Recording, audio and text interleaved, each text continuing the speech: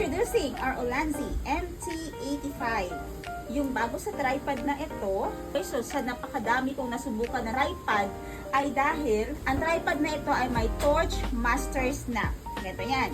Pag i-open mo dyan, diretso baba, open na yan siya diretso. So no need na i-open at i-lock. Diretso na siyang ganyan. Hindi pareha sa ibang mga tripod na na-try natin na kailangan pa natin siyang bubukain. Ito ay click dito, open na siya. And yan, almost 5 feet ang kanyang taas. And yung dito ay MagSafe tripod na din siya. So perfect lang ito sa mga cellphone na may MagSafe. Ganyan, no? Yan. So kahit na yugyugin nyo yan, hindi yan matatanggal. So pwede siya ibang angle, ganyan. And pwede din paikot ng paganyan.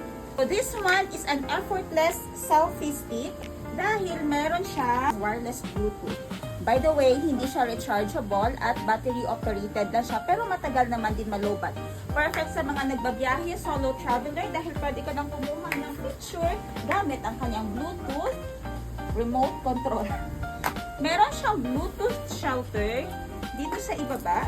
So, ibalik mo lang dito. Hindi siya parehos dun sa ibang tripod na maluwang at madaling matanggal itong kanyang Bluetooth remote.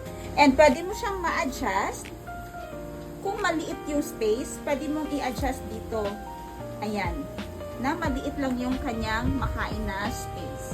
So, bali ganyan yung kanyang magiging output. So far, ito yung aking